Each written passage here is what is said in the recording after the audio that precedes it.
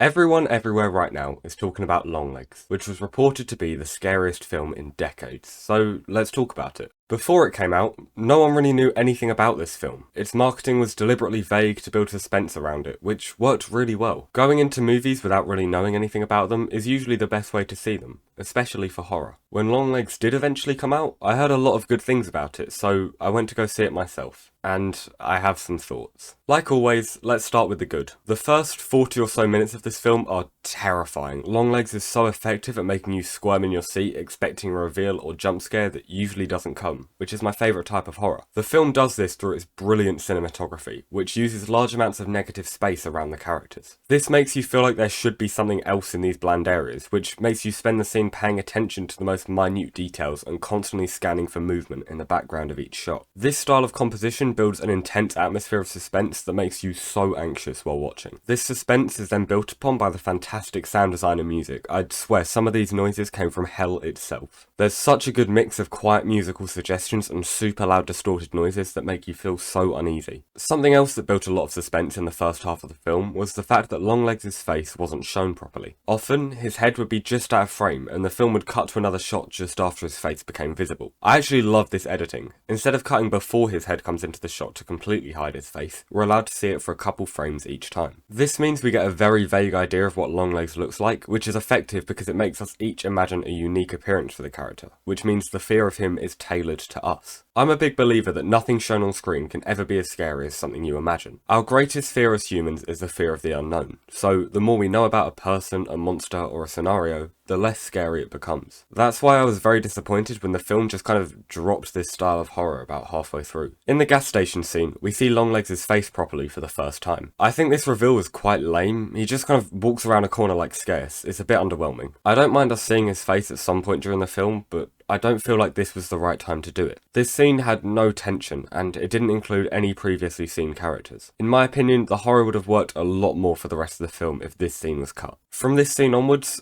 I didn't feel scared at all. The film shifts from forcing you to make your own horror to just having Nicolas Cage act insane. And Nicolas Cage is really good, but just making a guy be creepy on screen doesn't really do it for me, especially when the script is quite weak. This is especially clear in the interrogation scene towards the end of the film. Prior to release, the marketing team showed the main actor Maker Monroe's heart rate while shooting this sequence. This made me think this scene was going to be tense and terrifying, and it really wasn't. When you get an actor, especially Nicolas Cage, to act insane, it's very difficult for it to not come across as funny. When Longlegs is moving around in a circle and randomly singing, I'm not thinking of satanic imagery or serial killers, I'm thinking of those real-life NPC videos. I was actively trying not to laugh in the cinema at multiple points during the third act, which isn't what you want for a horror. I also think the development of the plot was really messy. Like I said earlier, the more we learn about this story, the less scary it is. I'm also just really not a fan of horror movies that say it was the devil the whole time. To me, it's the same as other films saying it was all in the main character's head, or it was all a dream. And I hate the fact it ends with like an 8-minute monologue explaining everything that happened in extreme detail. I like having mysteries, this is just frustrating to me. I would have greatly preferred if Longlegs went down the same route as Skinamarink, maintaining horror and suspense instead of trying to develop a narrative. Whilst I do have my issues with that film, I think it's much more effective at stringing the viewer along, so in my opinion, Longlegs could have been something really special if it went for this method of storytelling instead of abandoning fear for information. Overall, Longlegs had a lot of glimmers of something great, creating some truly fantastic tension and suspense in its first half through amazing cinematography, disturbing sound design,